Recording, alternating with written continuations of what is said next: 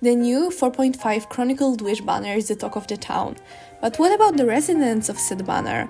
Well, today we're going to be talking about Klee. Klee is a Pyro DPS Catalyst user who can do more damage than you'd think with her constant Pyro application. And she probably knows more about chemistry and engineering than you do. While she may be old news at this point, I hope you'll learn something new along the way.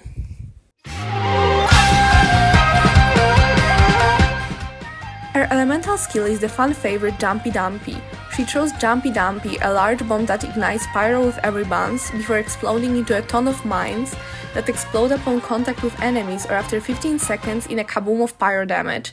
This skill has 2 charges, each of which has a cooldown of 20 seconds.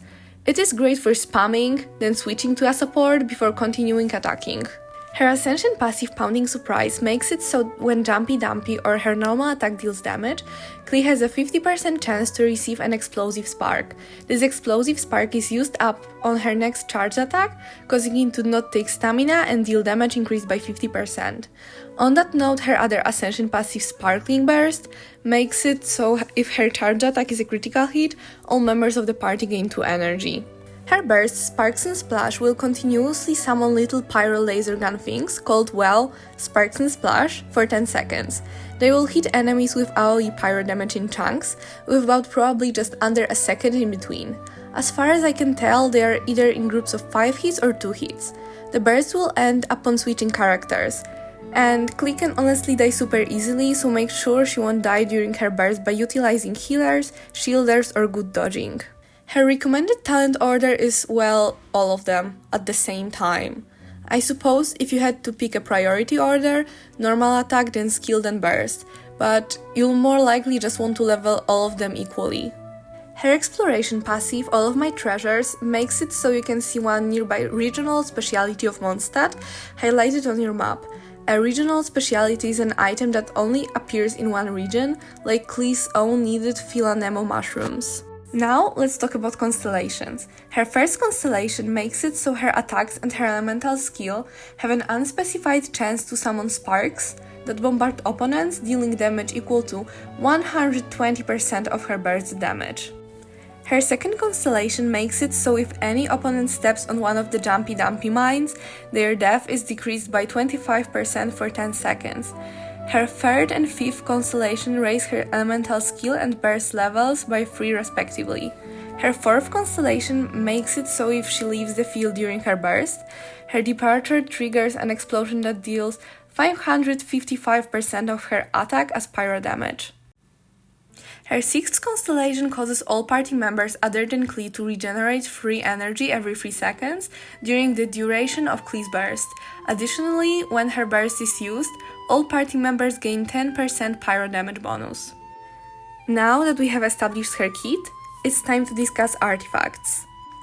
Crimson Witch is the obvious choice, and possibly the best one. Crimson Witch gives Klee a massive pyro damage boosts and increases overload and burning damage by 40%, with Vaporize and Melt damage being raised by 15%.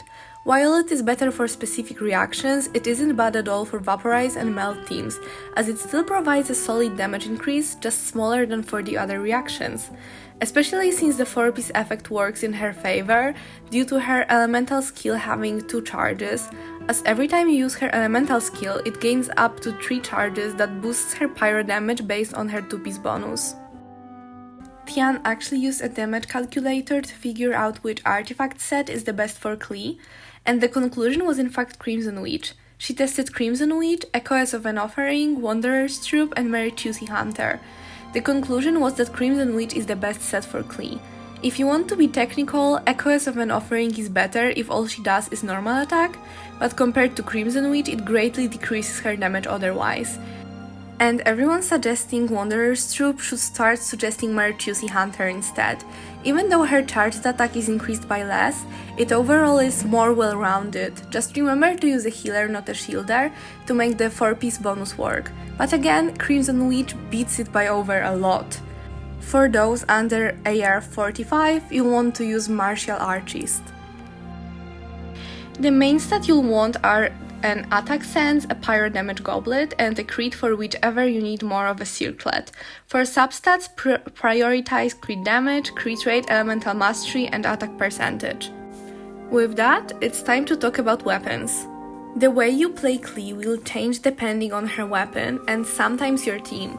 Remember to always keep weapon passives in mind. For example, if it says using her skill boosts her charged attack damage, use her skill before her charged attack. Her best in slot weapons, which I'll introduce in a moment, are Cashflow Supervision and the Witsit. I cannot stress how much Witsit is better than so many other options, even though it's a 4-star. Cashflow Supervision increases crit rate and increases her attack.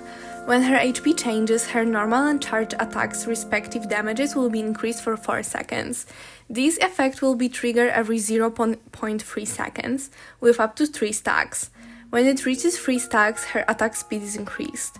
Due to her damage bonus from her HP increasing and decreasing, you should use a healer rather than a shielder with this weapon.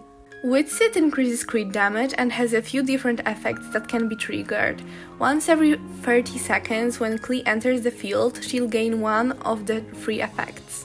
One increases attack, one increases elemental damage, and one increases elemental mastery. If you don't have either of them, Lost Prayers to the Sacred Winds, Solar Pearl, Tome of the Eternal Flow, Dodoko Tales, and Kagura's Variety will work fine as well.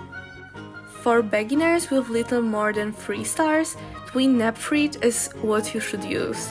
If you don't have any of those, just pick one with a good substat. Last but not least, teams and playstyles.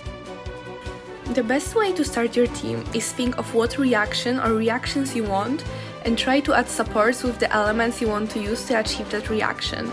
I will be honest in saying Melt and Bergeon teams are the best, but that doesn't mean you can't use Vaporize or Overload if you want to. She works great with supports like Bennett or Mona, boosting her damage, Sucrose grouping enemies and boosting elemental mastery, characters like Nahida applying Tone of their element, and nearly all the healers and shielders work great with her. Just remember about elements. If you use Yelan on Shinshu, remember to utilize her normal attacks. Shielders are an essential in Klee teams if you don't have a ridiculously good healer. This should be simple, but due to her extremely long burst duration, with an inability to leave the field, you need to keep the shield's duration in mind too. Zhongli and Baidu override your worries. Diona following suit by also being a healer despite her shield not always lasting a full duration of Klee's burst. Layla's shield is powerful but only has an extra 2 seconds, so she doesn't always protect her the whole time. Kirara's the same duration but less powerful. Thomas' shield is only 8 seconds but his C6 boosts damage and more. But a maybe surprising note is Noelle, not only in Breastplate's shield duration, the same as Layla and Kirara's, but Noelle creates a shield when your active character is on low HP that lasts up to 20 seconds. If you're only interested in teams that are already all figured out for you, starting with Bergeon teams. A good free-to-play Bergeon team is Klee, Kirara, Shinshu, and Collei. Kirara and Collei will apply ample amounts of Dendro before using Shinshu's skill and burst for Bloom and then use Klee's Pyro to explode them all. But if you aren't lacking in 5-star supports, Klee, Baidu, Nahida and any Hydro applicator will finish fights within seconds. Remember to use Baidu's burst right before Klee's. For Melt, a good free-to-play team is Klee, Layla or Diona, Kaya or Rosaria or Sucrose, and Bennett. Layla or Diona will keep her alive, but Bennett can heal if you need so in this team with Layla. Kaya or Rosaria can apply tons of cryo, but if you find enemies run away easier, you can simply swirl cryo. The Melt team used in the video is Klee, Layla, Bennett and Ganyu. Layla multitasks at keeping the enemies inflicted with cryo while keeping Klee from dying, and Ganyu ensures they will get hypothermia before being burned. And lastly, 2 Vaporize teams. For free-to-play, Klee, Sucrose, Shinshu and Bennett. Bennett is intended to be a healer and damage booster in this team. Otherwise, Klee, Furina or Kokomi, Bennett or Mona and Kazuha. Healing keeps Klee from falling.